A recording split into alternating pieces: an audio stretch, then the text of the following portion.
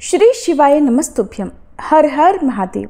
प्रिय श्रोताओं, आज हम उस पड़ाव पर हैं जहाँ शब्द धीरे धीरे मौन में बदलने लगते हैं, क्योंकि आज है शिव पुराण की कथा का अंतिम दिन। 30 दिनों की ये आध्यात्मिक यात्रा अब पूर्णता की ओर बढ़ रही है।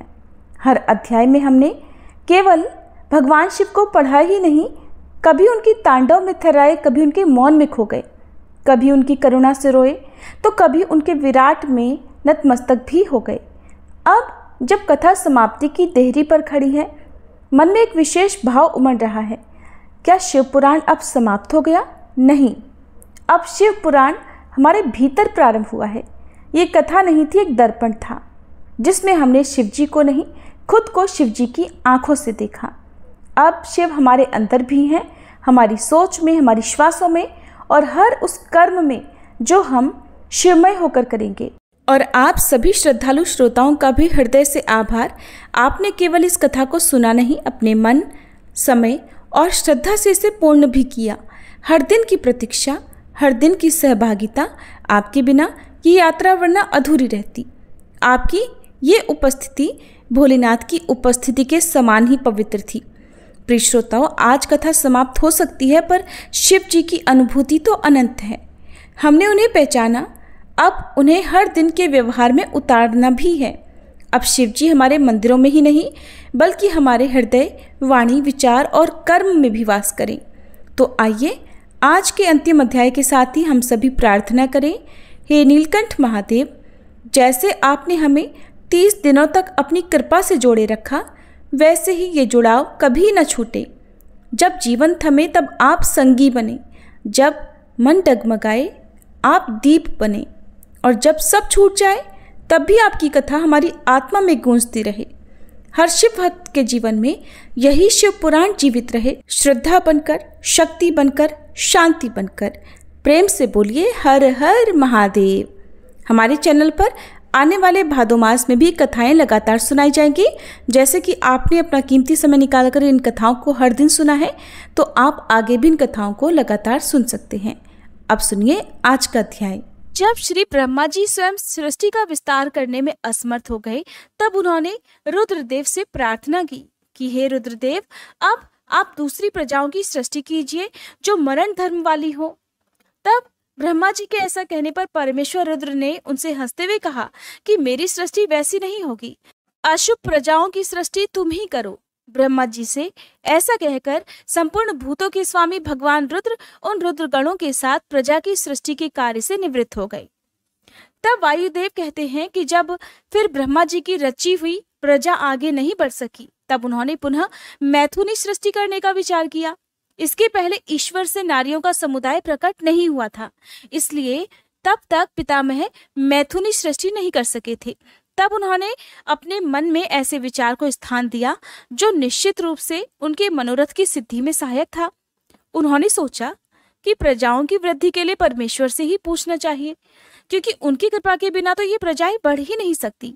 ऐसा सोचकर विश्वात्मा ब्रह्मा ने तपस्या करने की तैयारी की।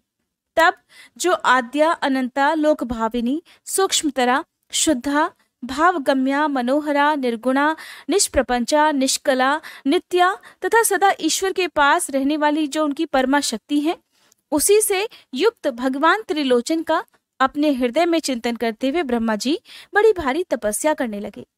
तीव्र तपस्या में लगे हुए परमेष्ठी ब्रह्मा पर उनके पिता महादेव जी थोड़े ही समय में संतुष्ट हो गए। फिर अपने अनिर्वचनीय अंश से किसी अद्भुत मूर्ति में प्रविष्ट होकर भगवान महादेव आधे शरीर से नारी और आधे शरीर से ईश्वर होकर स्वयं ब्रह्मा जी के पास गए। उन सर्वव्यापी, सब कुछ देने वाले, सत असत से रहित, समस्त उपमाओं से शून्य, शरणागत वत्सल और सनातन शिव को दंडवत प्रणाम करके ब्रह्मा जी उठे और हाथ जोड़कर महादेव जी तथा महादेवी पार्वती जी की स्तुति करने लगे। ब्रह्मा जी बोले, हे देव महादेव, आपकी जय हो। ईश्वर महेश्वर, आपकी जय हो। हे सर्वगुण श्रेष्ठ शिव, आपकी जय हो। संपूर्ण देवताओं के स्वामी शंकर, आपकी जय हो। प्रकृति रूपिणी कल्याणमयी उमे, आपकी जय हो। प्रकृति की नायिके, आपकी जय हो। प्रकृति से दूर रहने वाली देवी, आपकी जय हो। हे प्रकृति सुंदरी, आपकी जय हो। संपूर्ण जगत की माता उमे, आपकी जय हो। विश्व जगन्मये, आपकी जय हो। विश्व जगत धात्री, आपकी जय हो। समस्त संसार की सखी सहायिके, आपकी जय हो। हे प्रभु, आपका ऐश्वर्य तथा धाम दोनों सनातन है, आपकी जय हो, जय हो। आपका रूप और अनुचर वर्ग भी आपकी ही भांति सनातन है, आपकी जय हो, जय हो। अपने 3 रूपों द्वारा तीनों लोकों का निर्माण, पालन और संहार करने वाली देवी, आपकी जय हो, जय हो, जय हो। तीनों लोकों अथवा आत्मा, अंतरात्मा और परमात्मा, तीनों आत्माओं की नायिके, आपकी जय हो। प्रभु, जगत के कारण तत्वों का प्रादुर्भाव और विस्तार आपकी कृपा दृष्टि के ही अधीन है, आपकी जय हो। इस प्रकार सुंदर उक्तियों द्वारा भगवान रुद्र और देवी का एक साथ गुणगान करके चतुर्मुख ब्रह्मा जी ने रुद्र और रुद्राणी को बारंबार नमस्कार किया। ब्रह्मा जी के द्वारा पठित ये पवित्र और उत्तम अर्धनारीश्वर स्तोत्र शिवजी तथा पार्वती जी के हर्ष को बढ़ाने वाला है। जो भक्ति पूर्वक जिस किसी भी गुरु की शिक्षा से इस स्तोत्र का पाठ करता है, वह शिव और पार्वती को प्रसन्न करने के कारण अपने अभीष्ट फल को प्राप्त कर लेता है। जो समस्त भुवनों के प्राणियों को उत्पन्न करने वाले हैं, जिनके विग्रह जन्म और मृत्यु से रहित हैं, तथा जो श्रेष्ठ नर और सुंदरी नारी के रूप में एक ही शरीर धारण करके स्थित हैं, उन कल्याणमयी भगवान शिव और शिवा को मैं प्रणाम करता हूँ। वायु देवता कहते हैं, फिर महादेव जी महामेघ की गर्जना के समान मधुर, गंभीर, मंगलदायी और मनोहर वाणी में बोले, ब्राह्मण, तुमने इस समय प्रजाजनों की वृद्धि के लिए ही तपस्या की है। तुम्हारी इस तपस्या से मैं संतुष्ट हूँ और तुम्हें अभीष्ट वर देता हूँ। इस प्रकार परम उदार तथा स्वभावतः मधुर वचन कहकर देवेश्वर हर ने अपने शरीर के वाम भाग से देवी रुद्राणी को प्रकट किया। जिन दिव्य गुण संपन्ना देवी को ब्रह्मवेत्ता पुरुष परमात्मा शिव की पराशक्ति कहते हैं, तथा जिनमें जन्म, मृत्यु और जरा आदि विकारों का प्रवेश भी नहीं है, वे भवानी उस समय शिवजी के अंग से प्रकट हुई, जिनका परम भाव देवताओं को भी ज्ञात नहीं है। वे समस्त देवताओं की भी अधीश्वरी देवी अपने स्वामी के अंग से प्रकट हुई। उन सर्वलोक महेश्वरी परमेश्वरी को देखकर विराट पुरुष ब्रह्मा जी ने प्रणाम किया और उन सर्वज्ञा, सर्वव्यापिनी, सूक्ष्मा, सत स्वभाव से रहित और अपनी प्रभा से इस संपूर्ण जगत को प्रकाशित करने वाली पराशक्ति महादेवी से इस प्रकार प्रार्थना की।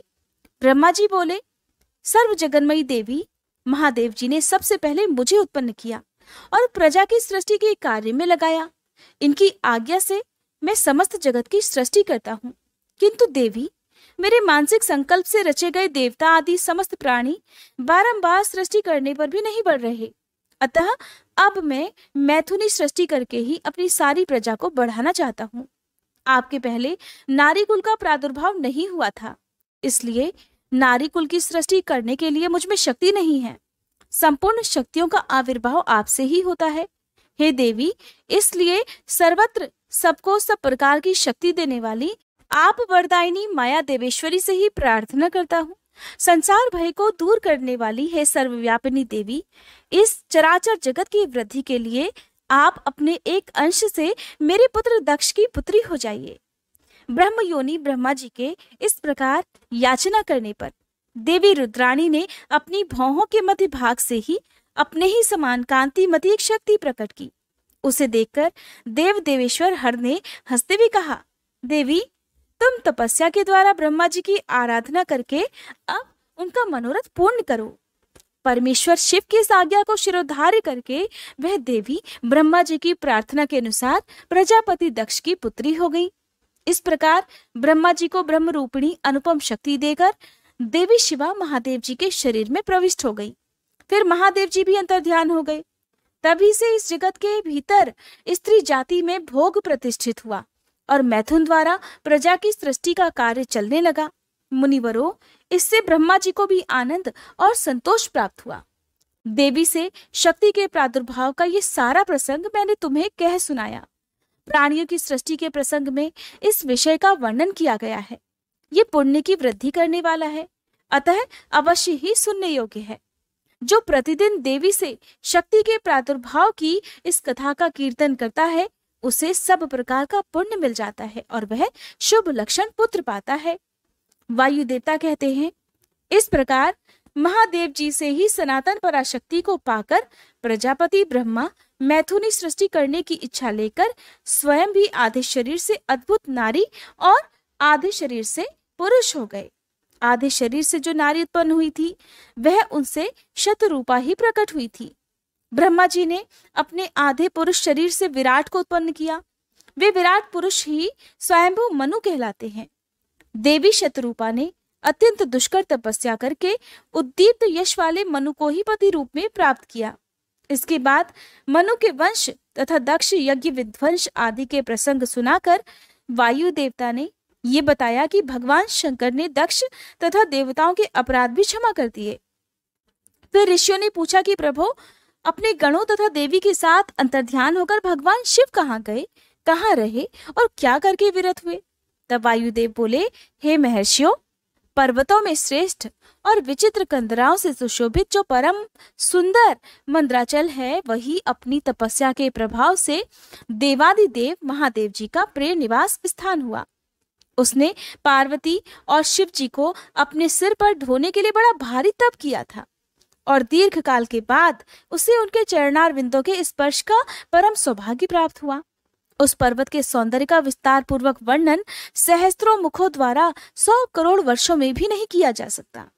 उसके सामने समस्त पर्वतों का सौंदर्य तुच्छ हो जाता है। इसलिए महादेव जी ने देवी का प्रिय करने की इच्छा से उस अत्यंत रमणीय पर्वत को अपना अंतःपुर बना लिया। इस सर्वश्रेष्ठ पर्वत का स्मरण करके रैभ्य आश्रम के समीप स्थित हुए अंबिका सहित भगवान त्रिलोचन वहां से अंतर्ध्यान होकर चले गए। मंद्राचल के उद्यान अर्थात बगीचे में पहुंचकर देवी सहित महेश्वर वहां की रमणीय तथा दिव्य अंतःपुर की भूमियों में रमण करने लगे। इस तरह जब कुछ समय बीत गया और ब्रह्मा जी की मैथुनी सृष्टि के द्वारा जब प्रजाएं बढ़ गईं, तब शुंभ और निशुंभ नामक 2 दैत्य उत्पन्न हुए। वे परस्पर भाई थे। उनके तपोबल से प्रभावित होकर परमेष्ठी ब्रह्मा ने उन दोनों भाइयों को ये वर दिया था कि इस जगत के किसी भी पुरुष से तुम मारे नहीं जा सकोगे। उन दोनों ने ब्रह्मा जी से ये प्रार्थना भी की थी कि पार्वती देवी के अंश से उत्पन्न जो अयोनिजा कन्या उत्पन्न हो, जिसे पुरुष का स्पर्श तथा रति प्राप्त ना हुई हो और जो अलंघ्य पराक्रम से संपन्न हो, उसके प्रति काम भाव से पीड़ित हो जाने पर हम युद्ध में उसी के हाथों मारे जाएं। उनकी इस प्रार्थना पर श्री ब्रह्मा जी ने तथास्तु कहकर स्वीकृति दे दी। तभी से युद्ध में इंद्र आदि देवताओं को जीतकर उन दोनों ने जगत को अनीति पूर्वक वेदों के स्वाध्याय और यज्ञ आदि से रहित कर दिया। तब ब्रह्मा जी ने उन दोनों के वध के लिए देवेश्वर शिव से प्रार्थना की कि हे प्रभु, आप एकांत में देवी की निंदा करके भी जैसे तैसे हो उन्हें क्रोध दिलाइए और उनके रूप रंग की निंदा से उत्पन्न हुई काम भाव से रहित कुमारी स्वरूपा शक्ति को निशुंभ और शुंभ के वध के लिए देवताओं को अर्पित कर दीजिए। ब्रह्मा जी के इस तरह प्रार्थना करने पर भगवान नीलोलोहित रुद्र एकांत में पार्वती जी की निंदा सी करते हुए मुस्कुराकर बोले कि तुम तो काली हो। तब सुंदर वर्ण वाली देवी पार्वती अपने श्याम वर्ण के कारण आक्षेप सुनकर क्रोधित हो उठी और पतिदेव से मुस्कुराकर समाधान रहित वाणी द्वारा बोली। देवी ने कहा, प्रभु, यदि मेरे इस काले रंग पर आपका प्रेम नहीं है तो इतने लंबे समय से अपनी शिक्षा का आप दमन क्यों करते रहे हैं? कोई स्त्री कितनी ही सर्वांग सुंदरी क्यों ना हो, यदि पति का उस पर अनुराग ना हुआ तो अन्य समस्त गुणों के साथ ही उसका जन्म लेना भी व्यर्थ हो जाता है। स्त्रियों की ये सृष्टि ही पति के भोग का प्रधान अंग है। अगर वह उससे वंचित हो गई तो इसका और कहाँ उपयोग हो सकता है? इसलिए आपने एकांत में जिसकी निंदा की है उसी वर्ण को त्याग कर अब मैं दूसरा वर्ण ग्रहण करूंगी या फिर मैं स्वयं ही मिट जाऊंगी। ऐसा कहकर देवी पार्वती शैया से उठकर खड़ी हो गई और तपस्या के लिए दृढ़ निश्चय करके गदगद कंठ से जाने की आज्ञा मांगने लगी। इस प्रकार प्रेम भंग होने से भयभीत होकर भूतनाथ भगवान शिव स्वयं भवानी को प्रणाम करते हुए बोले। भगवान शिव ने कहा, प्रिय, मैंने क्रीड़ा या मनोविनोद के लिए ये बात कही है। मेरे इस अभिप्राय को न जानकर तुम कुपित क्यों हो गई? अगर तुम पर मेरा प्रेम नहीं होगा तो बताओ और किस पर होगा? तुम इस जगत की माता हो और मैं पिता तथा अधिपति हूँ। फिर तुम पर मेरा प्रेम ना होना बताओ जरा कैसे संभव हो सकता है? हम दोनों का वह प्रेम भी क्या कामदेव की प्रेरणा से हुआ है? कदापि नहीं, क्योंकि कामदेव की उत्पत्ति से पहले ही जगत की उत्पत्ति हुई है। कामदेव की सृष्टि तो मैंने साधारण लोगों की रति के लिए की है। कामदेव मुझे साधारण देवता के समान मानकर मेरा कुछ कुछ तिरस्कार करने लगा था, इसलिए मैंने उसे भस्म कर दिया। हम दोनों का ये लीला विहार भी जगत की रक्षा के लिए ही है। अतः उसी के लिए आज मैंने तुम्हारे प्रति यह उपहासयुक्त बात कह दी थी। मेरे इस कथन की सत्यता तुम पर शीघ्र ही प्रकट हो जाएगी। तब देवी कहने लगी, भगवान, पति के प्रेम से वंचित होने पर जो नारी अपने प्राणों का भी परित्याग नहीं कर देती, वह कुलांगना और शुभ लक्षणा होने पर भी सत्पुरुषों द्वारा निंदित ही समझी जाती है।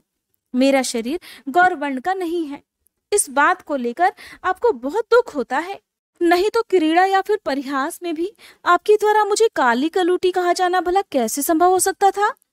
मेरा कालापन आपको प्रिय नहीं है, इसलिए वह सत्पुरुषों द्वारा भी निंदित है। अतः अब तपस्या द्वारा इसका त्याग किए बिना अब मैं यहाँ रह ही नहीं सकती। देवी की बात सुनकर भगवान शिव मुस्कुराकर बोले कि देवी, अगर अपनी श्यामता को लेकर तुम्हें इस प्रकार दुख हो ही रहा है तो इसके लिए तपस्या करने की भला क्या आवश्यकता है? तुम मेरी या अपनी इच्छा मात्र से ही दूसरे वर्ण से युक्त हो जाओ। देवी कहने लगी, मैं आपसे अपने रंग का परिवर्तन नहीं चाहती, स्वयं भी इसे बदलने का संकल्प नहीं कर सकती। अब तो तपस्या द्वारा ब्रह्मा जी की आराधना करके ही मैं शीघ्र गोरी हो जाऊंगी। शिव बोले, महादेवी, पूर्व काल में मेरी ही कृपा से ब्रह्मा जी को भी ब्रह्मपद की प्राप्ति हुई थी, अतः तपस्या द्वारा उन्हें बुलाकर तुम क्या करोगी? तो देवी कहने लगी, प्रभु, इसमें संदेह नहीं कि ब्रह्मादि समस्त देवताओं को आपसे ही उत्तम पदों की प्राप्ति हुई है। फिर आपकी आज्ञा पाकर मैं तपस्या द्वारा ब्रह्मा जी की आराधना करके ही अपना अभीष्ट सिद्ध करना चाहती हूँ। पूर्व काल में जब मैं सती के नाम से दक्ष की पुत्री हुई थी, तब तपस्या द्वारा ही मैंने आप जगदीश्वर को पति के रूप में प्राप्त किया था। उसी प्रकार आज भी तपस्या द्वारा ब्रह्मा जी को संतुष्ट करके मैं गौरी होना चाहती हूँ। बताइए, ऐसा करने में क्या दोष है?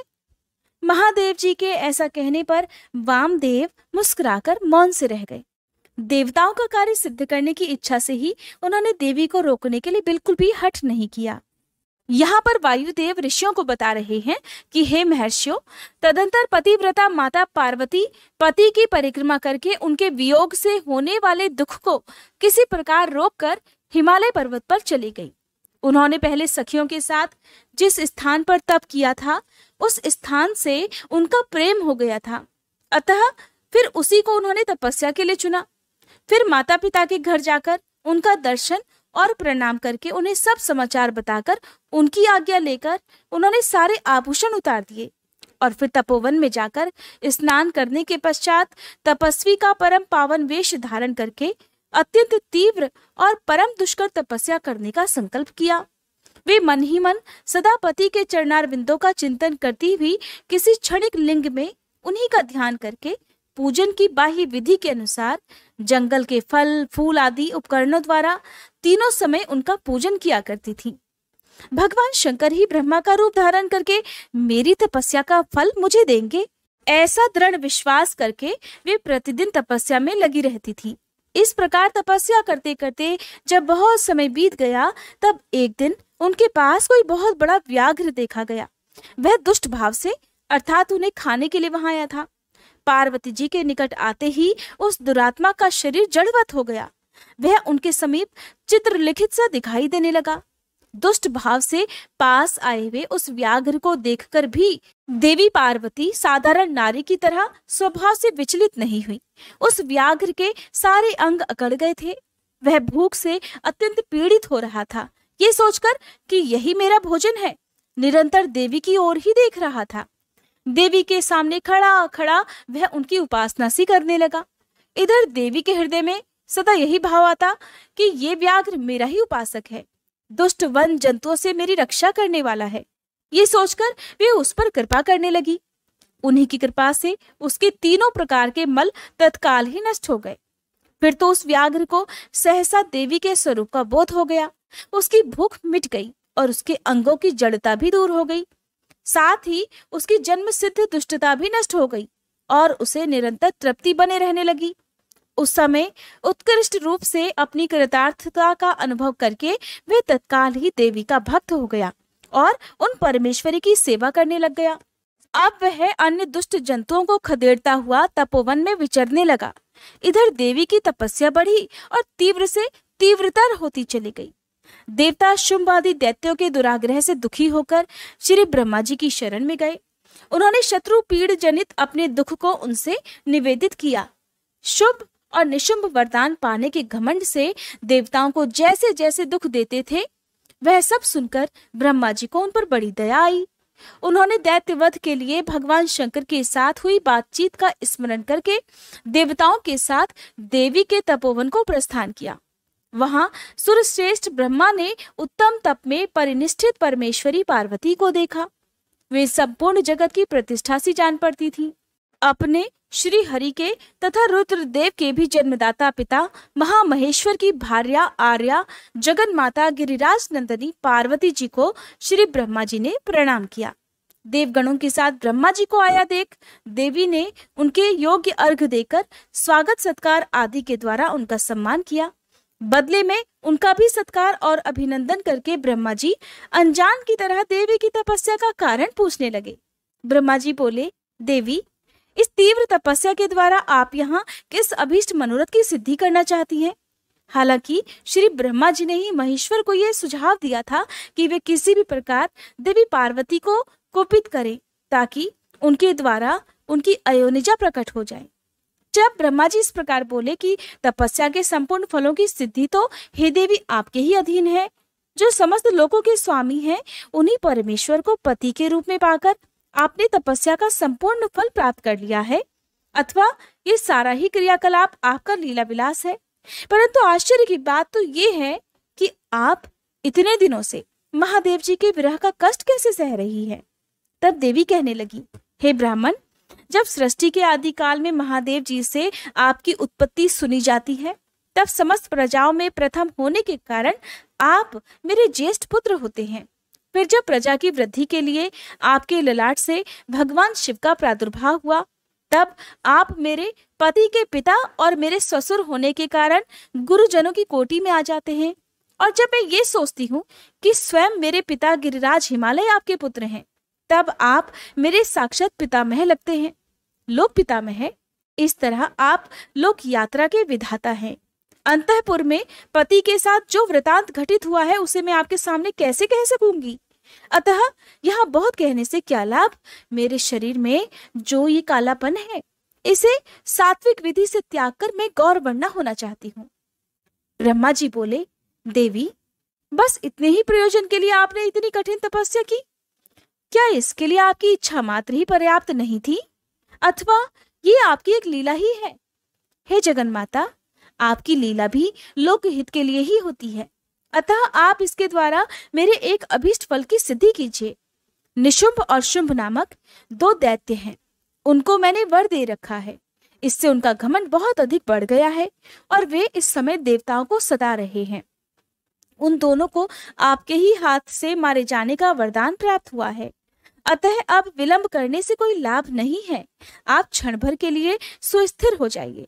आपके द्वारा जो शक्ति रची या छोड़ी जाएगी, वही उन दोनों के लिए मृत्यु हो जाएगी। ब्रह्मा जी के इस प्रकार प्रार्थना करने पर गिरिराज कुमारी देवी पार्वती सहसा अपनी काली त्वचा के आवरण को उतारकर गौरवर्णा हो गई। त्वचा कोश अर्थात काली त्वचा में आवरण रूप से त्यागी गई। जो उनकी शक्ति थी, उसका नाम कौशिकी हुआ। वह काले मेघ के समान कांति वाली कृष्ण वर्णा कन्या हो गई। देवी की वह मायामयी शक्ति ही योग निद्रा और वैष्णवी कहलाती है। उसके 8 बड़ी बड़ी भुजाएं थी। उसने उन हाथों में शंख चक्र और त्रिशूल आदि आयुध धारण कर रखे थे। उस देवी के 3 रूप हैं, सौम्य, घोर और मिश्र। वह 3 नेत्रों से युक्त थी। उसने मस्तक पर अर्धचंद्र का मुकुट धारण कर रखा था। उसे पुरुष का स्पर्श तथा रति का योग नहीं प्राप्त हुआ था और वह अत्यंत सुंदरी भी थी। देवी ने अपनी इस सनातन शक्ति को ब्रह्मा जी के हाथ में दे दिया। वही दैत्य प्रवर शुंभ और निशुंभ का वध करने वाली हुई। उस समय प्रसन्न हुए ब्रह्मा जी ने उस पराशक्ति को सवारी के लिए एक प्रबल सिंह प्रदान किया जो उनके साथ ही आया था। उस देवी के रहने के लिए ब्रह्मा जी ने विंध्यगिरि पर वास स्थान दिया और वहां नाना प्रकार के उपचारों से उनका पूजन किया। विश्वकर्मा ब्रह्मा जी के द्वारा सम्मानित हुई वह शक्ति अपनी माता गौरी को और ब्रह्मा जी को क्रमशः प्रणाम करके अपने ही अंगों से उत्पन्न और अपने ही समान शक्तिशालिनी बहुसंख्यक शक्तियों को साथ लेकर दैत्यराज शुंभ निशुंभ को मारने के लिए उद्यत होकर विंध्य पर्वत को चली गई। उसने सम्रांगण में उन दोनों दैत्यराजों को मार गिराया। उस युद्ध का अन्यत्र वर्णन हो चुका है, इसलिए उसकी विस्तृत कथा यहाँ नहीं कही गई है। दूसरे स्थलों से उसकी ऊहा कर लेनी चाहिए। अब मैं प्रस्तुत प्रसंग का वर्णन करता हूँ। इस प्रकार वायु देवता कहते हैं, कौशिकी को उत्पन्न करके उसे ब्रह्मा जी के हाथ में देने के बाद गौरी देवी ने प्रत्युपकार के लिए पितामह से कहा। देवी बोली, क्या आपने मेरे आश्रम में रहने वाले इस व्याघ्र को देखा है? इसने दुष्ट जंतुओं से मेरे तपोवन की रक्षा की है। ये मुझ में अपना मन लगाकर अनन्य भाव से मेरा भजन करता रहा है, अतः इसकी रक्षा के सिवा दूसरा कोई मेरा प्रिय कार्य नहीं है। ये मेरे अंतःपुर में विचरने वाला होगा। भगवान शंकर इसे प्रसन्नता पूर्वक गणेश्वर का पद प्रदान करेंगे।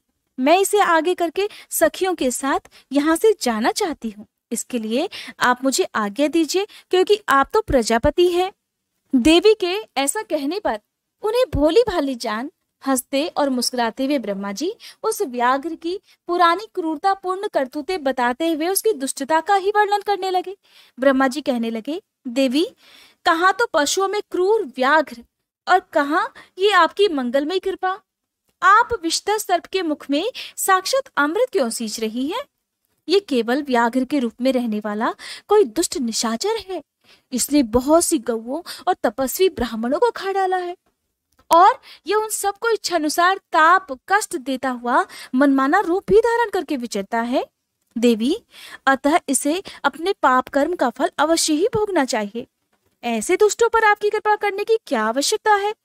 इस स्वभाव से ही कलुषित चित्त वाले दुष्ट जीव से देवी को क्या काम है? ब्रह्मा जी की बात सुनकर देवी कहने लगी, ब्रह्मा जी, आपने जो कुछ कहा है वो सब ठीक है। ये ऐसा ही सही, फिर भी मेरी शरण में आ गया है, इसलिए मुझे इसका त्याग नहीं करना चाहिए। ब्रह्मा जी कहने लगे, देवी, इसकी आपके प्रति भक्ति है, इस बात को जाने बिना ही मैंने आपके समक्ष इसके पूर्व चरित्र का वर्णन किया है। अगर इसके भीतर शक्ति है तो पहले के पापों से इसका क्या बिगड़ने वाला है? क्योंकि आपके भक्त का कभी नाश नहीं होता। जो आपकी आज्ञा का पालन नहीं करता वह पुण्यकर्मा होकर भी क्या करेगा? देवी, आप ही अजन्मा, बुद्धिमती, पुरातन शक्ति और परमेश्वरी हैं। सबके बंध और मोक्ष की व्यवस्था आपके ही अधीन है। आपके सिवा पराशक्ति कौन है? आपके बिना किसको कर्मजनित सिद्धि की प्राप्ति हो सकती है? आप ही तो असंख्य रुद्रों की विविध शक्ति हैं।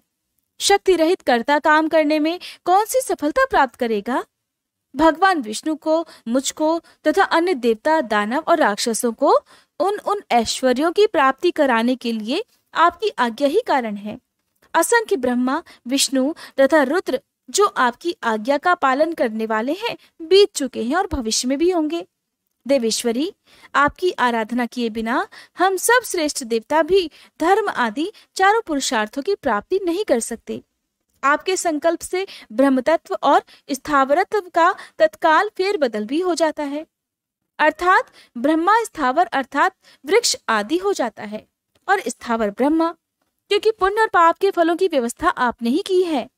इस प्रकार उनके परम तत्व का स्मरण कराकर ब्रह्मा जी ने जब उचित प्रार्थना की, तब गौरी देवी तपस्या से निवृत्त हुई। फिर देवी की आज्ञा लेकर ब्रह्मा जी अंतर्ध्यान हो गए। फिर देवी ने अपने वियोग को न सह सकने वाले माता पिता मैना और हिमवान का दर्शन करके उन्हें प्रणाम किया तथा उन्हें नाना प्रकार से आश्वासन दिया। इसके बाद देवी ने तपस्या के प्रेमी तपोवन के वृक्षों को देखा। वे उनके सामने फूलों की वर्षा कर रहे थे। ऐसा जान पड़ता था मानो उनसे होने वाले वियोग के शोक से पीड़ित होकर वे भी आंसू बरसा रहे हों। अपनी शाखाओं पर बैठे हुए विहंगमों के अर्थात पक्षियों के कलरवों के व्याज से मानो वे भी व्याकुलता पूर्वक नाना प्रकार से दीनतापूर्ण विलाप कर रहे थे। फिर पति के दर्शन के लिए उतावली होकर उस व्याघ्र को औरस पुत्र की तरह स्नेह से आगे करके सखियों से बातचीत करती हुई और दिव्य देह की प्रभा से दसों दिशाओं को प्रज्वलित करती हुई गौरी देवी मंदराचल को चली गई, जहाँ संपूर्ण जगत के आधार, सृष्टा, पालक और संहारक पतिदेव महेश्वर विराजमान थे। ऋषियों ने पूछा, अपने शरीर को दिव्य गौरवर्ण से युक्त बनाकर गिरिराज कुमारी देवी पार्वती ने जब मंदराचल प्रदेश में प्रवेश किया, तब वे अपने पति से किस प्रकार मिली? प्रवेश काल में उनके भवन द्वार पर रहने वाले गणेश्वरों ने क्या किया तथा महादेव जी ने भी उन्हें देखकर उस समय उनके साथ कैसा बर्ताव किया? तब वायु देवता कहने लगे कि जिस प्रेम गर्भित रस के द्वारा अनुरागी पुरुषों के मन का हरण हो जाता है, उस परम रस का ठीक ठीक वर्णन करना कतई असंभव है। द्वारपाल बड़ी उतावली से राह देखते थे। उनके साथ ही महादेव जी भी देवी के आगमन के लिए बहुत उत्सुक थे। जब वे भवन में प्रवेश करने लगी, तब शंकित होकर उन प्रेम जनित भावों से वे उनकी ओर देखने लगे। देवी भी उनकी ओर उन्हीं भावों से देख रही थी। उस समय उस भवन में रहने वाले श्रेष्ठ पार्षदों ने देवी की वंदना की। फिर देवी ने भी विनय युक्त वाणी द्वारा भगवान त्रिलोचन को प्रणाम किया। वे प्रणाम करके अभी उठने भी नहीं पाई थी कि परमेश्वर ने उन्हें दोनों हाथों से पकड़कर बड़े आनंद के साथ हृदय से लगा लिया। फिर मंद मंद मुस्कुराते हुए वे एकटक नेत्रों से उनके मुखचंद्र की सुधा का पान सा करने लगे। फिर उनसे बातचीत करने के लिए उन्होंने पहले अपनी ओर से वार्ता आरंभ की। देवाधिदेव महादेव बोले, हे सर्वांग सुंदरी प्रिय, क्या तुम्हारी वह मनोदशा दूर हो गई जिसके रहते तुम्हारे क्रोध के कारण मुझे अनुनय विनय करने का कोई भी उपाय नहीं सूझता था? अगर साधारण लोगों की तरह हम दोनों में भी एक दूसरे के अप्रिय का कारण विद्यमान है, तब तो इस चराचर जगत का नाश हुआ ही समझना चाहिए। मैं अग्नि के मस्तक पर स्थित हूँ और तुम सोम के। हम दोनों से ही ये अग्नि सोमात्मक जगत प्रतिष्ठित है। जगत के हित के लिए स्वेच्छा से शरीर धारण करके विचरने वाले हम दोनों के वियोग में ये जगत निराधार हो जाएगा। इसमें शास्त्र और युक्ति से निश्चित किया हुआ दूसरा हेतु भी है। ये स्थावर जंगम रूप जगत वाणी और अर्थमय ही है। तुम साक्षात वाणीमय अमृत हो और मैं अर्थमय परम उत्तम अमृत हूँ। ये दोनों अमृत एक दूसरे से अलग कैसे हो सकते हैं?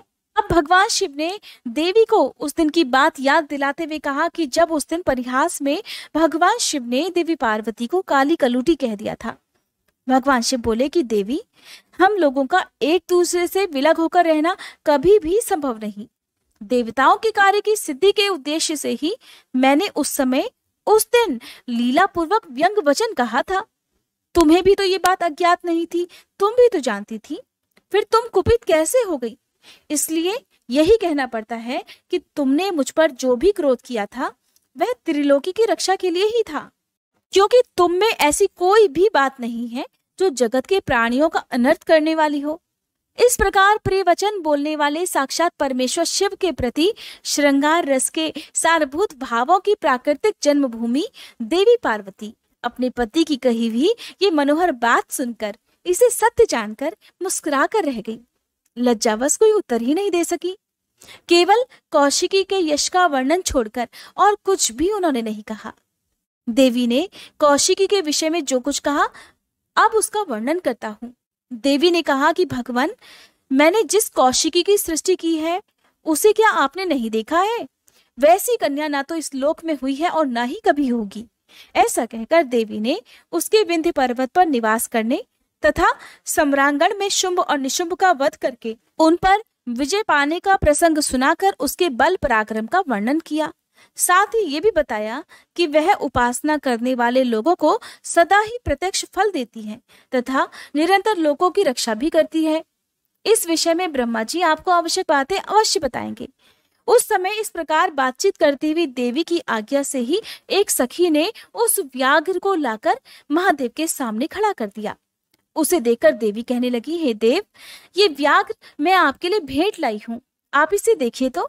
इसके समान मेरा उपासक दूसरा कोई नहीं है। इसने दुष्ट जंतुओं के समूह से मेरे तपोवन की रक्षा की थी। ये मेरा अत्यंत भक्त है और अपने रक्षणात्मक कार्य से मेरा विश्वास पात्र भी बन गया है। मेरी प्रसन्नता के लिए ये अपना देश छोड़कर ही यहाँ आया है। हे महेश्वर, अगर मेरे आने से आपको प्रसन्नता हुई है और अगर आप मुझसे अत्यंत प्रेम करते हैं तो मैं चाहती हूँ कि ये नंदी की आज्ञा से मेरे अंतःपुर के द्वार पर अन्य रक्षकों के साथ उन्हीं के चिन्ह धारण करके सदा स्थित रहे। वायुदेव कहते हैं, देवी के इस प्रकार मधुर और प्रेम बढ़ाने वाले शुभ वचन को सुनकर महादेव जी कहने लगे, देवी मैं बहुत प्रसन्न हूँ। फिर तो वह व्याघ्र उसी क्षण लचकती हुई स्वर्ण जटित बेत की छड़ी, रत्नों से जटित विचित्र कवच, सर्प की सी आकृति वाली छुरी और रक्षकोचित वेश धारण किए गणाध्यक्ष के पद पर प्रतिष्ठित दिखाई दिया।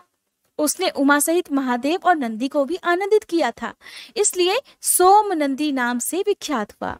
इस प्रकार देवी का प्रिय कार्य करके चंद्रार्थ भूषण महादेव जी ने उन्हें रत्न भूषित दिव्य आभूषणों से विभूषित किया।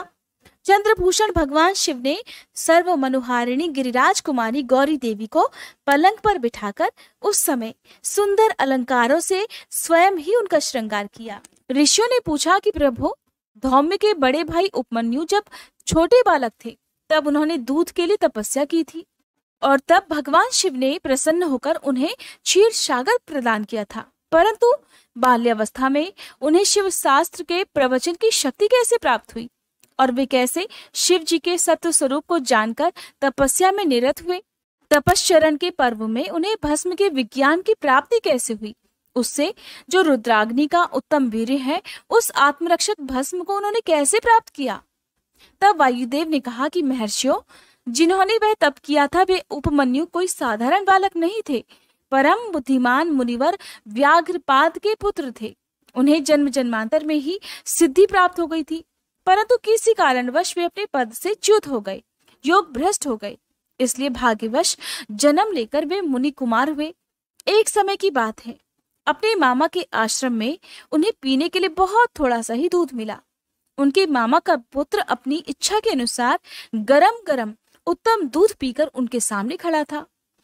मामा के पुत्र को इस अवस्था में देखकर व्याघ्रपाद कुमार उपमन्यु के मन में ईर्ष्या हुई और वे अपनी माँ के पास जाकर बड़े प्रेम से बोले, माँ, महाभागे, तपस्विनी, मुझे अत्यंत स्वादिष्ट गर्मा गर्म गाय का दूध दे दो और मुझे बहुत सारा चाहिए। मैं थोड़ा सा दूध बिल्कुल भी नहीं पीऊंगा। बेटे की बात सुनकर व्याघ्रपाद की पत्नी तपस्विनी माता के मन में उस समय बड़ा दुख हुआ। उसने अपने पुत्र को बड़े आदर के साथ बड़े स्नेह से अपने छाती से लगा लिया और प्रेम पूर्वक लाड़ प्यार करके अपनी निर्धनता का स्मरण हो आने से वह दुखी होकर विलाप करने लगी। महातेजस्वी बालक उपमन्यु बार बार दूध को याद करके रोते हुए अपनी माँ से कहने लगे, माँ दूध दो, माँ दूध दो। बालक के उस हठ को जानकर उस तपस्विनी ब्राह्मण पत्नी ने उसके हठ के निवारण के लिए एक सुंदर सा उपाय किया। उसने स्वयं उच्च वृत्ति से कुछ बीजों को संग्रहित किया था। उन बीजों को देखकर उसने तत्काल ही उठा लिया और पीसकर पानी में घोल दिया। फिर मीठी आवाज में बोली, आओ आओ मेरे लाल। ऐसा कहकर वह बालक को शांत करके हृदय से लगाने लगी। दुख से पीड़ित होकर उसने कृत्रिम दूध उसके हाथ में दे दिया। माँ के दिए हुए उस बनावटी दूध को पीकर बालक अत्यंत व्याकुल हो उठा और कहने लगा, माँ, ये तो दूध नहीं है। तब वह और भी दुखी हो गई।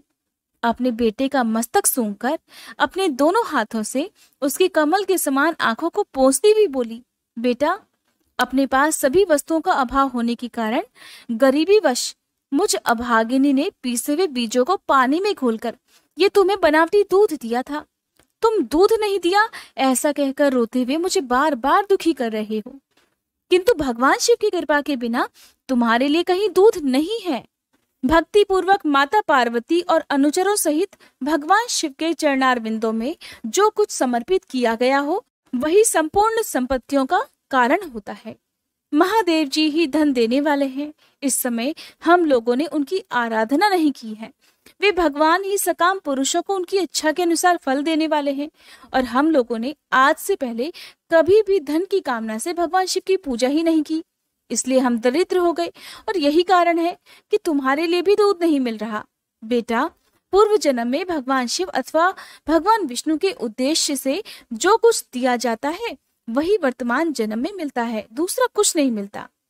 माँ की बात सुनकर उपमन्यु बोले, माँ, अगर माता पार्वती सहित भगवान शिव विद्यमान है तो आज से शोक करना व्यर्थ है। माँ, अब शोक छोड़ो, अब सब कुछ मंगल ही होगा। माँ, आज मेरी बात सुनो, अगर कहीं महादेव जी हैं तो मैं देर से या जल्दी ही उनसे क्षीर सागर ही मांग लाऊंगा।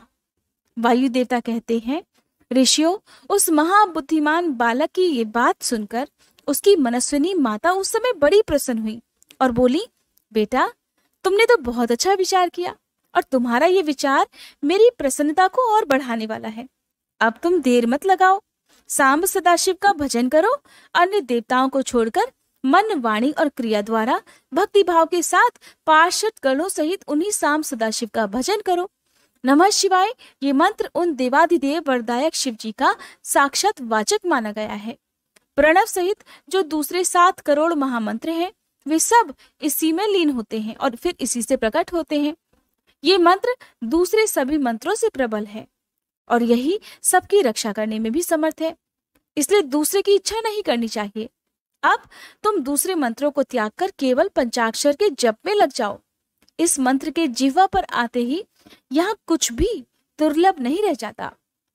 ये उत्तम भस्म जिसे मैंने तुम्हारे पिताजी से ही प्राप्त किया है, ये विरजा होम की अग्नि से सिद्ध हुआ है, इसलिए बड़ी से बड़ी आपत्तियों का निवारण करने वाला है। बेटा, मैंने तुम्हें जो पंचाक्षर मंत्र बताया है उसको मेरी आज्ञा से ग्रहण करो, इसके जप से शीघ्र ही तुम्हारी रक्षा भी होगी। वायु देवता कहते हैं, इस प्रकार आज्ञा देकर और तुम्हारा कल्याण हो ऐसा कहकर माता ने अपने पुत्र को विदा कर दिया। मुनि उपमन्यु ने उस आज्ञा को शिरोधार्य करके ही उसके चरणों में प्रणाम किया और तपस्या के लिए जाने की तैयारी की।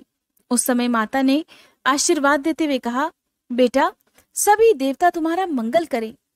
माता की आज्ञा पाकर उस बालक ने बड़ी कठिन तपस्या आरंभ कर दी। हिमालय पर्वत के एक शिखर पर जाकर उपमन्यु एकाग्र चित्त होकर केवल वायु का सेवन करने लगे। उन्होंने 8 ईंटों का एक मंदिर बनाया, उसमें मिट्टी के शिवलिंग की स्थापना की, उसमें माता पार्वती तथा गणों सहित अविनाशी महादेव जी का आह्वान करके भक्ति भाव से पंचाक्षर मंत्र द्वारा ही वन के पत्र अर्थात पत्ते या फूल आदि उपचारों से उनकी पूजा करते हुए वे चिरकाल तक उत्तम तपस्या में लीन रहे। उस छोटे से बालक को शिवजी में मन लगाकर तपस्या करते देख मरीचि के श्राप से पिशाच भाव को प्राप्त हुए कुछ मुनियों ने अपने राक्षस स्वभाव से उसे सताना और उनके तप में विघ्न डालना आरंभ कर दिया। उनके द्वारा सताए जाने पर भी उपमन्यु किसी प्रकार अपनी तपस्या में लीन रहे और सदा नमः शिवाय का आर्तनाद की तरह जोर जोर से उच्चारण करते रहे। उस शब्द को सुनते ही उनकी तपस्या में विघ्न डालने वाले वे मुनि उस बालक को सताना छोड़कर उनकी सेवा करने लगे। ब्राह्मण बालक महात्मा उपमन्यु की उस तपस्या से संपूर्ण चराचर जगत प्रदीप्त और संतप्त हो उठा। फिर भगवान विष्णु के अनुरोध करने पर भगवान शिव ने पहले इंद्र का रूप धारण करके उपमन्यु के पास जाने का विचार किया।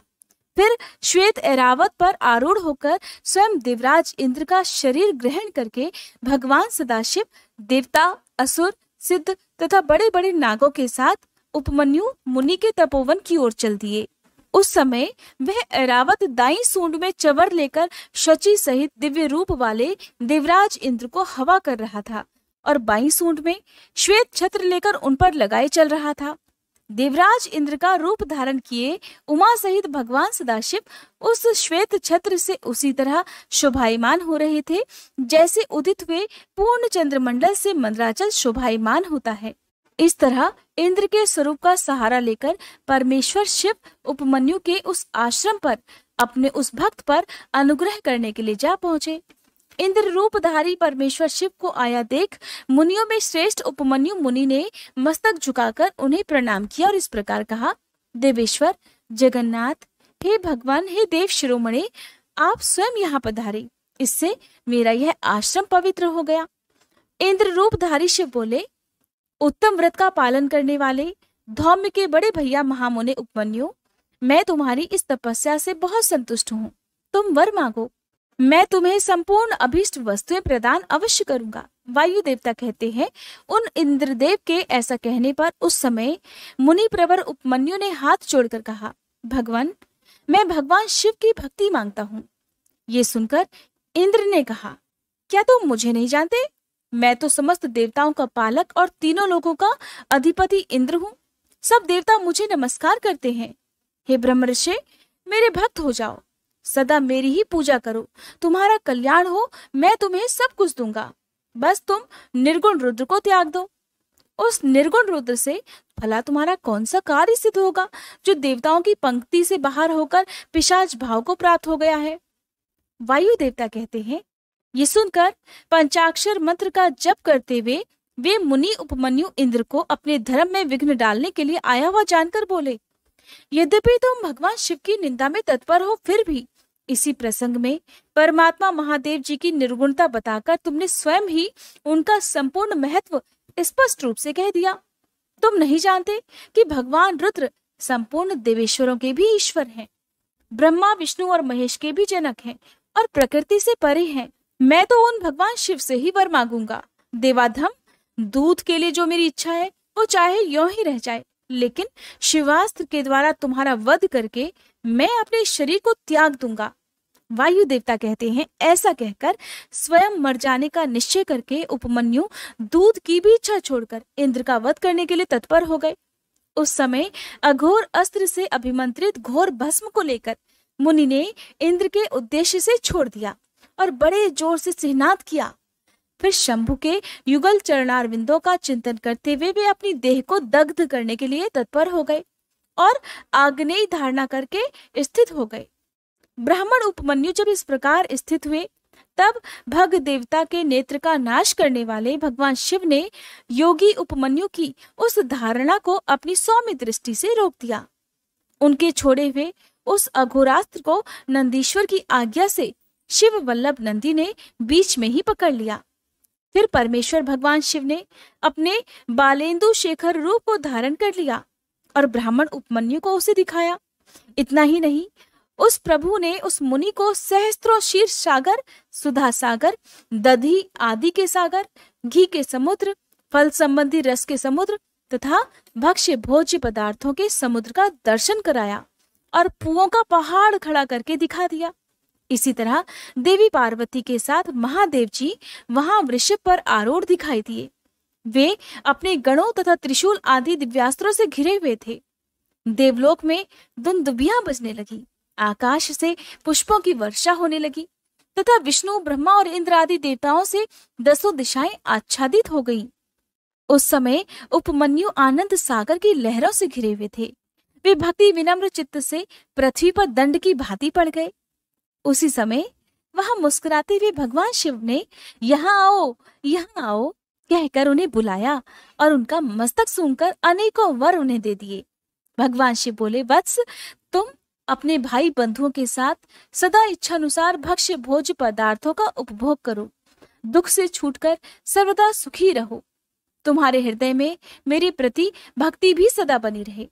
हे महाभाग उपमन्यु, ये पार्वती देवी तुम्हारी माता है। आज मैंने तुम्हें अपना पुत्र बना लिया और तुम्हारे लिए क्षीर सागर प्रदान कर दिया। केवल दूध का ही नहीं, मधु, दही, अन्न, घी, भात और फल आदि के रस का भी समुद्र तुम्हें दे दिया। ये पुओं के पहाड़ तथा भक्ष्य भोज्य पदार्थों के सागर मैंने तुम्हें समर्पित कर दिए। महामुने, ये सब ग्रहण करो। आज से मैं महादेव तुम्हारा पिता हूँ और जगदम्बा उमा तुम्हारी माता है। मैंने तुम्हें अमरत्व तथा गणपति का सनातन पद प्रदान किया। अब तुम्हारे मन में जो भी दूसरी इच्छाएं हो, उन सबको तुम बड़ी प्रसन्नता के साथ वर के रूप में मांग लो। मैं संतुष्ट हूँ, इसलिए वह सब अवश्य दूंगा और इस विषय में कोई संशय भी तुम्हें नहीं करना चाहिए। वायुदेव कहते हैं, ऐसा कहकर महादेव जी ने उन्हें दोनों हाथों से पकड़कर अपने हृदय से लगा लिया और मस्तक सूंघकर ये कहते हुए देवी की गोद में दे दिया कि देवी, ये तुम्हारा पुत्र है। तब देवी ने भी कार्तिकेय की तरह प्रेम पूर्वक उनके मस्तक पर अपना कर कमल रखा और उन्हें अविनाशी कुमार पद प्रदान कर दिया। क्षीर सागर ने भी साकार रूप धारण करके उनके हाथ में अनश्वर पिंडीभूत स्वादिष्ट दूध समर्पित किया। फिर देवी पार्वती ने संतुष्ट होकर उन्हें योग जनित ऐश्वर्य, सदा संतोष, अविनाशिनी ब्रह्म विद्या और उत्तम समृद्धि प्रदान की। फिर उनके तपोमय तेज को देखकर प्रसन्न हुए शंभु ने उपमन्यु मुनि को पुनः दिव्य वरदान दिया। पाशुपत व्रत, पाशुपत ज्ञान, तात्विक व्रत योग तथा चिरकाल तक उसके प्रवचन की परम पटुता उन्हें प्रदान की। भगवान शिव और शिवा से दिव्य वर तथा नित्य कुमारत्व पाकर वे बड़े प्रसन्न हो गए। इसके बाद प्रसन्न होकर प्रणाम करके हाथ जोड़कर ब्राह्मण उपमन्यु ने देवादिदेव महेश्वर से ये वर मांगा। उपमन्यु बोले, हे देवेश्वर प्रसन्न होइए, परमेश्वर प्रसन्न होइए और मुझे अपनी परम दिव्य और अव्यभिचारिणी भक्ति दे दीजिए। महादेव, मेरे जो अपने सगे संबंधी हैं उनमें मेरी सदा श्रद्धा बने रहने का वरदान दीजिए। साथ ही अपना दासत्व, उत्कृष्ट स्नेह और हमेशा अपने साथ रहने का सौभाग्य प्रदान कीजिए। ऐसा कहकर प्रसन्नचित हुए द्विज श्रेष्ठ उपमन्यु ने हर्ष गदगद वाणी द्वारा महादेव जी की स्तुति की। उपमन्यु बोले, देवाधिदेव, हे महादेव, शरणागत वत्सल, हे करुणा सिंधु, सांब सदाशिव, आप सदा मुझ पर प्रसन्न होइए। वायुदेव कहते हैं, उनके ऐसा कहने पर सबको वर देने वाले प्रसन्न आत्मा महादेव ने मुनिवर उपमन्यु को इस प्रकार उत्तर दिया। भगवान शिव बोले, हे वत्स उपमन्यु, मैं तुम पर संतुष्ट हूँ, इसलिए मैंने तुम्हें सब कुछ दे दिया। हे ब्रह्मर्षि, तुम मेरे सुदृढ़ भक्त हो, क्योंकि इस विषय में मैंने तुम्हारी परीक्षा ली है। तुम अजर अमर, दुख रहित, यशस्वी, तेजस्वी और दिव्य ज्ञान से संपन्न हो जाओ। हे द्विश्रेष्ठ, तुम्हारे बंधु बांधव, कुल तथा गोत्र सदा अक्षय रहेंगे और मेरे प्रति तुम्हारी भक्ति भी सदा बनी रहेगी। विप्रवर, मैं तुम्हारे आश्रम में नित्य निवास करूंगा और तुम मेरे पास सानंद विचरोगे। ऐसा कहकर उपमन्यु को अभीष्ट वर देकर करोड़ों सूर्यों के समान तेजस्वी भगवान महेश्वर वहीं अंतर्ध्यान हो गए। उन श्रेष्ठ परमेश्वर से उत्तम वर पाकर उपमन्यु का हृदय प्रसन्नता से खिल उठा। उन्हें बहुत सुख मिला और वे अपनी जन्मदायिनी माता के स्थान पर वापस चले गए। इस तरह से भोलेनाथ की भक्ति अगर सच्चे मन से की जाए तो जीवन में चाहे किसी भी बात का अभाव हो, अगर उस अभाव को मन में रखकर भोलेनाथ से प्रार्थना करें तो भोलेनाथ सब कुछ देते हैं। लेकिन भोलेनाथ अपने भक्तों की भक्ति की, उनकी तपस्या की, उनके विश्वास की परीक्षा जरूर लेते हैं। जब उनका भक्त इस परीक्षा में पार हो जाता है तभी वे सब कुछ जो उनके भक्त को चाहिए वे दे देते हैं। कहाँ तो बालक उपमन्यु दूध पीने के लिए तरसते थे और कहाँ उन्हें वरदान में भगवान शिव ने पूरा क्षीर सागर दूध, दही, घी के समुद्र ही वरदान स्वरूप दे दिए। देवी पार्वती ने भगवान शिव से पूछा, महादेव, जो आत्मतत्व आदि के साधन में नहीं लगे तथा जिनका अंतःकरण पवित्र और वशीभूत भी नहीं है, ऐसे मंदमती मर्त्यलोक निवासी जीवात्माओं के वश में आप किस उपाय से हो सकते हैं? तब महादेव जी बोले, देवी, अगर साधक के मन में श्रद्धा भक्ति न हो तो पूजन कर्म, तपस्या, जप, आसन आदि ज्ञान तथा अन्य साधन से भी मैं उसके वशीभूत नहीं होता हूँ। अगर मनुष्य की मुझ में श्रद्धा हो तो जिस किसी भी हेतु से मैं उसके वश में हो ही जाता हूँ। फिर तो वह मेरा दर्शन, स्पर्श, पूजन और मेरे साथ संभाषण भी कर सकता है।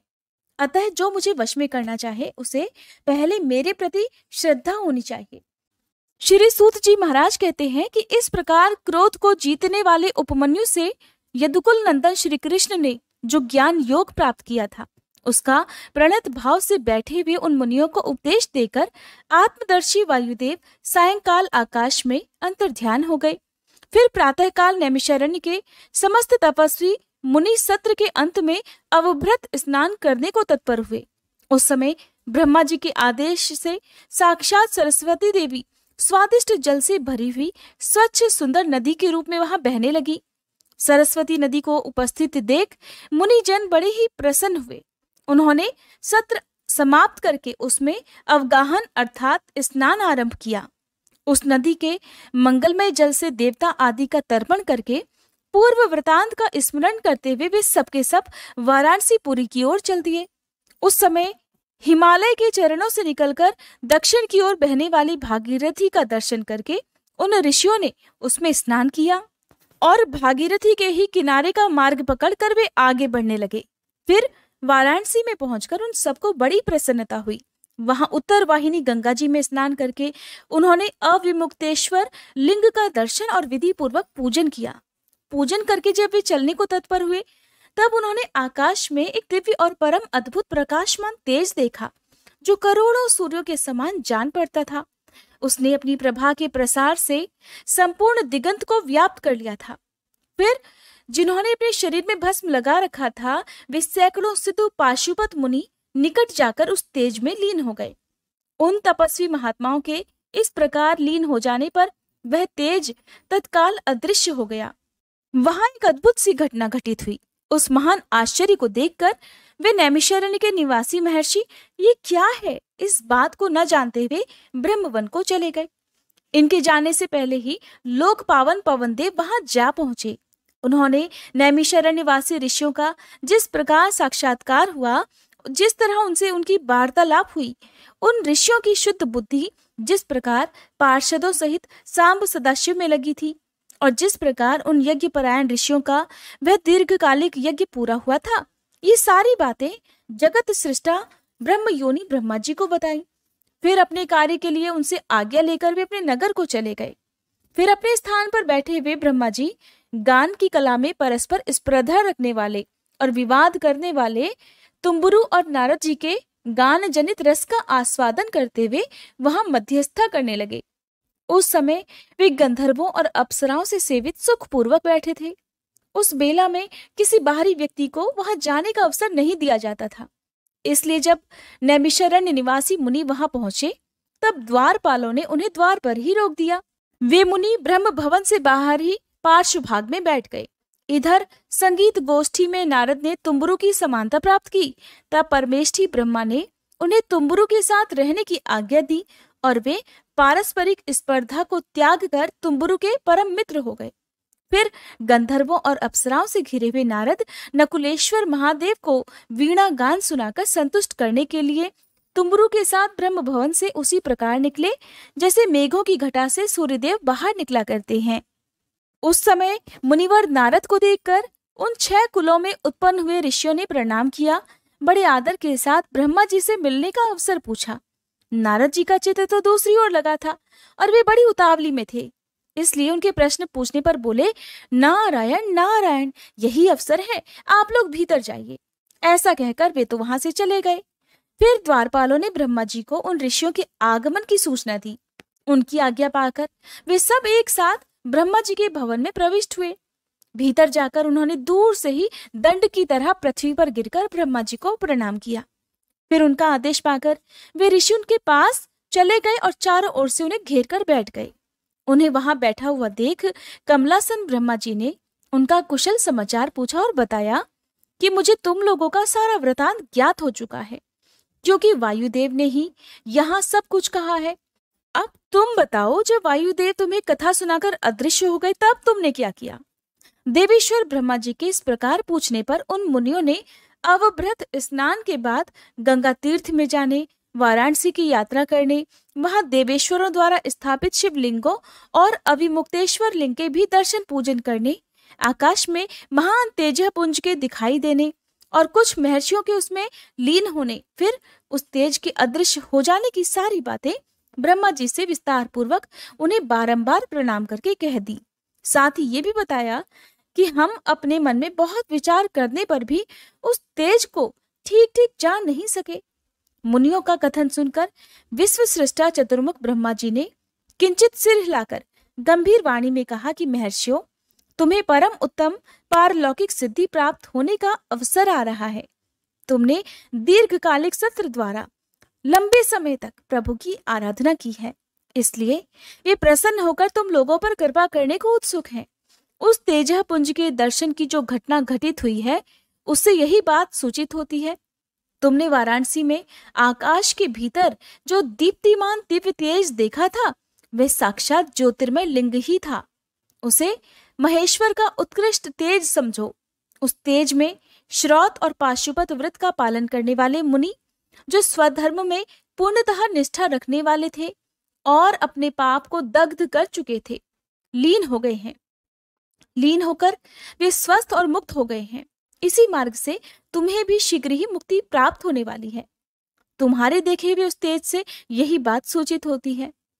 तुम्हारे लिए ये वही समय दैववश स्वयं उपस्थित हो गया है। तुम मेरु पर्वत के दक्षिण शिखर पर जहाँ देवता रहा करते हैं वहां जाओ। वहीं मेरे पुत्र सनत कुमार, जो उत्कृष्ट मुनि है, निवास करते हैं। वे वहां साक्षात भूतनाथ नंदी के आगमन की प्रतीक्षा में हैं। बहुत समय पहले की बात है। सनत कुमार अज्ञानवश अपने आप को सब योगियों का शिरोमणि मानने लगे थे, इसलिए दुर्विनीत हो गए। यही कारण है कि उन्होंने किसी समय परमेश्वर शिव को सामने देखकर भी उनके लिए उचित अभ्युत्थान आदि सत्कार नहीं किया, बल्कि वे अपने स्थान पर निर्भय बैठे रहे।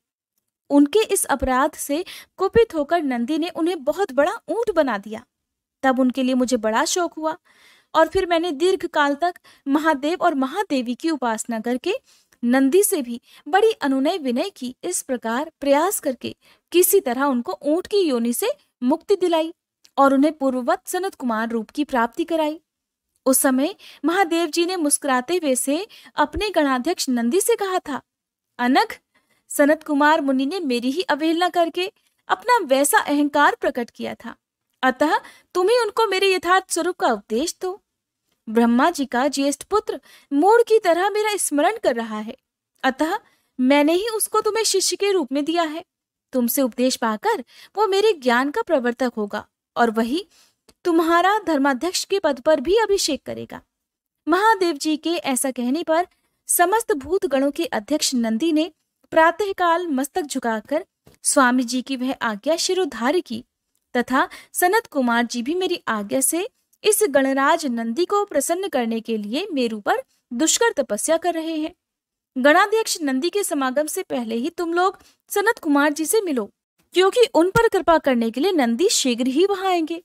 विश्व योनि ब्रह्मा जी के इस प्रकार शीघ्र आदेश देकर भेजने पर वे मुनि मेरु पर्वत के दक्षिणावर्ती कुमार शिखर पर चले गए। श्री सूत जी कहते हैं, वहां मेरु पर्वत पर सागर के समान एक विशाल सरोवर है, जिसका नाम स्कंद सर है। उसका जल अमृत के समान स्वादिष्ट, शीतल, स्वच्छ, अगाध और हल्का है। वह सरोवर सभी ओर से स्फटिक मणि के शिलाखंडों द्वारा संगठित हुआ है और उसके चारों ओर सभी ऋतुओं में खिलने वाले फूलों से भरे हुए वृक्ष उसे ढके रहते हैं। उस सरोवर में सेवार, उत्पल, कमल और कुमुद के पुष्प तारों के समान शोभा पाते हैं और तरंगे बादलों के समान उठती रहती हैं, जिससे जान पड़ता है कि आकाश ही भूमि पर उतर आया है। वहां सुखपूर्वक उतरने चढ़ने के लिए सुंदर घाट और सीढ़ियां हैं। वहां की भूमि नीली शिलाओं से आबद्ध है। आठों दिशाओं की ओर से वह सरोवर बड़ी शोभा पाता है। वहां बहुत से लोग स्नान करने के लिए उतरते हैं और कितने ही स्नान करके निकलते रहते हैं। स्नान करके श्वेत यज्ञोपवीत और उज्जवल कौपीन धारण किए, वल्कल पहने, सिर पर जटा अथवा शिखा रखे हुए या मुंडाए हुए, ललाट में त्रिपुंड लगाए, वैराग्य से विमल और मुस्कुराते मुख वाले बहुत से मुनि कुमार घड़ों में, कमलिनी के पत्तों के दोने में, सुंदर कलशों में, कमंडलुओं में और वैसे ही करवों आदि में अपने लिए, दूसरों के लिए, विशेषतः देव पूजा के लिए वहां से नित्य प्रतिदिन ही जल और फूल लेकर जाते हैं। वहां ईष्ट और शिष्ट पुरुष जल में स्नान करते देखे जाते हैं। उस सरोवर के किनारे की शिलाओं पर तिल, अक्षत, फूल और छोड़े हुए पवित्रक दृष्टिगोचर होते हैं। वहां स्थान स्थान पर अनेक प्रकार की पुष्प बलि आदि दी जाती है। कुछ लोग सूर्य को अर्घ्य देते हैं और कुछ लोग वेदी पर बैठकर पूजन आदि कराते हैं। उस सरोवर के उत्तर तट पर एक कल्प वृक्ष के नीचे हीरे की शिला से बनी हुई वेदी पर कोमल मृगचर्म बिछाकर सदा बाल रूपधारी सनत कुमार जी बैठे थे। वे अपनी अविचल समाधि से उसी समय उपरत हुए थे। उस समय बहुत से ऋषि मुनि उनकी सेवा में बैठे थे और योगीश्वर भी उनकी पूजा करते थे। नैमिषारण्य के मुनियों ने वहां सनत कुमार जी का दर्शन किया, उनके चरणों में शीश झुकाया और उनके आसपास बैठ गए। सनत कुमार जी के पूछने पर उन ऋषियों ने उनसे जैसे ही अपने आगमन का कारण बताना आरंभ किया, वैसे ही आकाश में दुंदुभियों का तुमुल नाद सुनाई दिया। उसी समय सूर्य के समान तेजस्वी एक विमान दृष्टिगोचर हुआ, जो असंख्य गणेश्वरों द्वारा चारों ओर से घिरा हुआ था। उसमें अप्सराएं और रुद्र कन्याएं भी थीं। वहां मृदंग, ढोल और वीणा की ध्वनि गूंज रही थी। उस विमान में विचित्र रत्न जटित चंदोवा तना हुआ था और मोतियों की लड़ियां उसकी शोभा बढ़ा रही थी। बहुत से मुनि, सिद्ध, गंधर्व, यक्ष, चारण और किन्नर नाचते गाते और बाजे बजाते हुए उस विमान को सब ओर से घेर कर चल रहे थे। उसमें वृषभ चिन्ह से युक्त और मूंगे के दंड से विभूषित ध्वजा पताका फहरा रही थी, जो उसके गोपुर की शोभा बढ़ाती थी। उस विमान के मध्य भाग में दो चंवरों के बीच चंद्रमा के समान उज्जवल मणिमय दंड वाले शुद्ध छत्र के नीचे शिलाद पुत्र नंदी देवी सुयशा के साथ बैठे थे। वे अपनी कांति से, शरीर से तथा तीनों नेत्रों से बड़ी शोभा पा रहे थे। भगवान शंकर को आवश्यक कार्यों की सूचना देने वाले वे नंदी मानो जगत सृष्टा शिव के अलंघनीय आदेश का मूर्तिमान स्वरूप होकर वहां आए थे, या फिर उनके रूप में मानो साक्षात शंभु का ही संपूर्ण अनुग्रह साकार रूप धारण करके वहां सबके सामने उपस्थित हुआ था। शोभाशाली श्रेष्ठ त्रिशूल ही उनका आयुध है। वे विश्वेश्वर गणों के अध्यक्ष हैं और दूसरे विश्वनाथ की तरह शक्तिशाली भी हैं। उनमें विश्व सृष्टा विधाताओं का भी निग्रह और अनुग्रह करने की शक्ति है। उनकी 4 भुजाएं हैं, अंग अंग से उदारता सूचित होती है। वे चंद्रलेखा से विभूषित हैं, कंठ में नाग और मस्तक पर चंद्रमा उनके अलंकार हैं, और वे साकार ऐश्वर्य और सक्रिय सामर्थ्य के स्वरूप से जान पड़ते हैं। उन्हें देखकर ऋषियों सहित ब्रह्मपुत्र सनत कुमार जी का मुख प्रसन्नता से खिल उठा। वे दोनों हाथ जोड़कर उठे और उन्हें आत्मसमर्पण सा करते हुए खड़े हो गए। इतने में ही वह विमान धरती पर आ गया। सनत कुमार जी ने देवनंदी को साष्टांग प्रणाम करके उनकी स्तुति की और मुनियों का परिचय देते हुए कहा, हे नंदीश्वर, ये 6 कुलों में उत्पन्न ऋषि हैं, जो नैमिषारण्य में दीर्घ काल से सत्र का अनुष्ठान करते थे। ब्रह्मा जी के आदेश से आपका दर्शन करने के लिए ये मुनिजन पहले से ही यहाँ पधारे हुए हैं। ब्रह्मपुत्र सनत कुमार जी का ये कथन सुनकर नंदी ने दृष्टिपात मात्र से उन सभी के पाशों को तत्काल काट डाला और ईश्वरीय शैव धर्म और ज्ञान योग का उपदेश देकर वे फिर महादेव जी के पास चले गए। सनत कुमार ने वह समस्त ज्ञान साक्षात मेरे गुरु व्यास को दिया था और पूजनीय व्यास जी ने मुझे संक्षेप से वह सब कुछ बताया। त्रिपुरारी शिव के इस पुराण रत्न का उपदेश वेद के न जानने वाले लोगों को कभी नहीं देना चाहिए। जो भक्त और शिष्य ना हो उसको तथा नास्तिकों को भी इसका उपदेश नहीं देना चाहिए। अगर मोहवश इन अनाधिकारियों को इसका उपदेश दिया गया तो ये नरक प्रदान करता है। जिन लोगों ने सेवानुगत मार्ग से इस पुराण का उपदेश दिया, लिया, पढ़ा अथवा सुना है, उनको ये सुख तथा धर्म आदि त्रिवर्ग प्रदान करता है और अंत में निश्चय ही मोक्ष देता है। इस पौराणिक मार्ग के संबंध में आप लोगों ने और मैंने एक दूसरे का उपकार किया है। इस प्रकार श्री सूत जी कहते हैं कि मुनियों, इसलिए अब मैं सफल मनोरथ होकर जा रहा हूँ। हम लोगों का सदा सब प्रकार से मंगल ही हो। श्री सूत जी के आशीर्वाद देकर चले जाने और प्रयाग में उस महायज्ञ के पूर्ण हो जाने अर्थात शिव पुराण की कथा के पूर्ण हो जाने पर वे सदाचारी मुनि विषय कलुषित कलिकाल के आने से काशी के आसपास निवास करने लगे। फिर पशुपाश से छूटने की इच्छा से उन सभी ने पूर्णतया पाशुपत व्रत का अनुष्ठान किया और संपूर्ण बोध और समाधि पर अधिकार करके वे अनित्य महर्षि परमानंद को प्राप्त हो गए। श्री व्यास जी कहते हैं, ये शिव पुराण पूरा हुआ। इस हितकर पुराण को बड़े ही आदर और प्रयत्न से पढ़ना अथवा सुनना चाहिए। नास्तिक, श्रद्धाहीन, शठ, महेश्वर के प्रति भक्ति से रहित तथा धर्मध्वजी पाखंडी को इसका उपदेश नहीं देना चाहिए और इसका एक बार श्रवण करने से ही सारा पाप भस्म हो जाता है। भक्तिहीन को भक्ति की प्राप्ति हो जाती है और भक्त भक्ति की समृद्धि का भागी होता है। दोबारा श्रवण करने पर उत्तम भक्ति और तीसरी बार सुनने पर मुक्ति सुलभ हो जाती है। इसलिए मुमुक्षु पुरुषों को बारंबार इसका श्रवण करना चाहिए। किसी भी उत्तम फल को पाने के लिए शुद्ध बुद्धि से इस पुराण की 5 आवृत्ति करनी चाहिए अर्थात इस पुराण को 5 बार सुनना चाहिए। ऐसा करने से मनुष्य उस फल को प्राप्त कर लेता है, इसमें कोई संशय नहीं। प्राचीन काल के राजाओं, ब्राह्मणों तथा श्रेष्ठ वैश्यों ने इसकी 7 बार आवृत्ति करके शिव जी का साक्षात दर्शन प्राप्त किया है। जो मनुष्य भक्ति परायण होकर इसका श्रवण करेगा वो भी इस लोक में संपूर्ण भोगों का उपभोग करके अंत में मोक्ष प्राप्त कर लेगा। जय भोलेनाथ। आज शिव महापुराण कथा संपूर्ण हुई। सभी प्रेम से बोलिए पार्वती पते हर हर महादेव।